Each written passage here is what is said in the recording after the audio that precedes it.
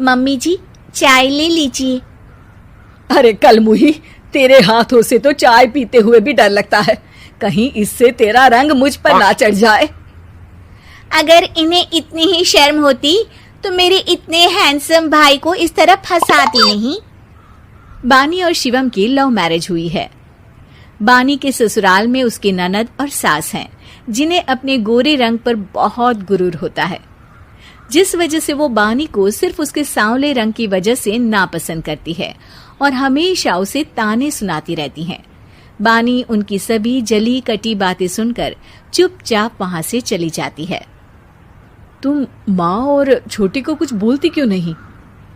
Mummy जी बड़ी हैं, हर छुटकी ना समझ, इस तरह उन्हें उल्टा जवाब देना सही नहीं।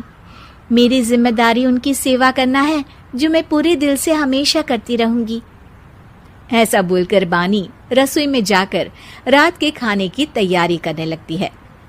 रात को खाना खाते हुए बानी की सास उसे कहती है, कल मैंने अपनी फ्रेंड्स के साथ किटी पार्टी रखी है, समय से सारा खाना बना देना और अपना मनहूस चेहरा लेकर ज्यादा उनके सामने मत आना, समझी? माँ, बानी आप दोनों की कितनी परवाह करती है, फिर भी आप उससे इतना बुरा व्यवहार क्यों करती हैं? अरे एक तो लव मैरिज करके इस कलमुही को हमारे सर पर लाकर बिठा दिया और अब हम इसे कुछ बोल भी नहीं सकते क्या? भैया तो इनकी तरफदारी करेंगे ही, आखिर इन्होंने पूरी तरह उन्हें अपने वश में जो किया है।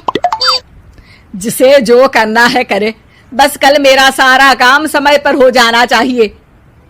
इस पर सब खाना खाकर सोने चले जाते हैं और अगले दिन बानी जल्दी उठकर सास की किटी पार्टी के लिए तैयारियां शुरू कर देती है, जिस पर पार्टी शुरू होने के बाद सास की सहेलियां कहती हैं, अरे वाह री, तेरी बहू ने तो बड़े स्वादिष्ट समोसे बनाए हैं। हाँ भाई, रंग कैसा भी हो, खाना बनाने में बिल्कुल अन्नपूर्णा है। अरे इसकी भी क्या बात करनी, मेरी बेटी से मिलो, इसकी सुंदरता के आगे तो उर्वशी रंभा भी फेल है। उर्वशी रंभा को तो फेल कर देगी, पर क्या अन्नपूर्णा बन पाएगी? अरे इसे काम करने की क्या जरूरत, उसके लिए बानी है तो, और मैं तो इसकी शादी भी किसी नौकर चाकर वाले घर में ही करूंगी। बानी वापस रसोई में चली जाती है और किटी पार्टी चलती रहती है। उसी रात को बानी की सास गुस्से में चिल्लाते हुए अपने कमरे से बाहर निकल कर आती है। हाय रे, चोरी हो गई, मेरे पैसे, पक्का पक्का इस कलमुही की वजह से हुआ है ये सब। अरे क्या हुआ माँ, कौन सा आसमान टूट गया?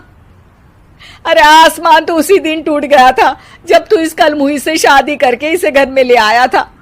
खुद तो आई ही, अपने साथ साथ मनहूसियत का काला साया भी मेरे घर ले आई।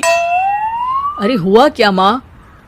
अरे मेरी तिजोरी में रखे पैसे कहीं गायब हो गए, सुबह ही देखा, अरे यहीं रखे थे। क्या आप मुझ पर चोरी का इल्जाम लगा रही हैं? अरे काली बिल्ली पर भी क्या कोई मनहूसियत का इल्जाम लगाता है? ऐसा बोलकर बानी की सास वहां से चली जाती है, जिसके बाद शिवम और बानी बात करने लगते हैं। देखो, मम्मी की बात का बुरा मत मानना, वो बस परेशान है ना, इसलिए कुछ भी बोल गई। वो परेशान नहीं, मुझसे नफरत की वजह से ऐसा बोलकर गई हैं। उन्हें मैं हमेशा एक आंख नहीं सुहाती। देखो बानी, अगर तुम चाहो तो हम दूसरा घर लेकर वहां शिफ्ट कर सकते हैं। आखिर तुमसे प्यार करके तुम्हें अपनी जिम्मेदारी पर इस घर में लेकर आया हूं, इस तरह टॉर्चर नहीं होने दे सकता। अगर आप साथ हैं तो मुझे किसी चीज की टेंशन नहीं, और आखिर वो हमारी बुजुर्ग हैं, हम उन्हें और छुटकी को इस तरह अकेले छोड़कर कैसे जा सकते हैं?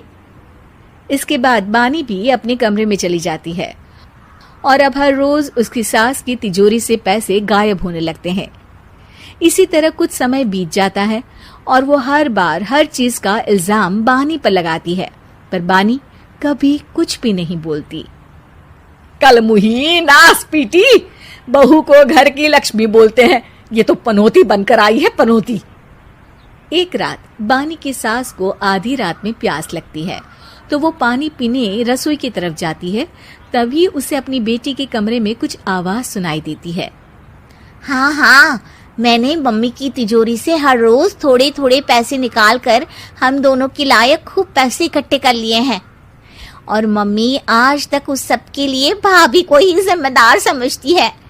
तुम बस जल्दी से आकर मुझे यहाँ से ले जाओ और हम कहीं दूर जाकर शादी कर लेंगे। मम्मी को कुछ पता नहीं चलेगा, सब मुसीबत खत्म। अपनी बेटी की ये सारी बातें सुनकर बानी की सास भौंचक्की रह जाती है और अपने कमरे में वापस चली जाती है। जब अगली सुबह बानी सास के कमरे में आती है, मम्मी जी, क्या बात है, आज आप कमरे से बाहर ही नहीं आई?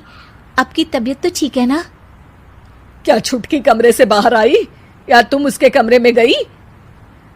नहीं नहीं, क्यों, जाना है क्या? मैं अभी चली जाती हूँ। नहीं, कोई कहीं नहीं जाएगा। इस पर वो बानी को साथ लेकर कमरे से बाहर आती है, जहाँ शिवम भी होता है। वहां उसकी सास बोलती है, छुटकी मेरी तिजोरी के सारे पैसे लेकर अपनी माँ के बारे में कोई ख्याल करे बिना किसी लड़के के साथ घर छोड़कर चली गई। और बहू, तुमने मुझ जैसी सास की सेवा करने के लिए अपने ही पति के साथ दूसरे घर जाने से मना कर दिया। मैंने हमेशा तुम्हारा रंग देखा अच्छा ही नहीं, जो मेरी सबसे बड़ी गलती है। मुझे माफ कर दे बेटा। और इसके बाद बानी की सास कभी अपनी बहू की तारीफ करते थकी नहीं।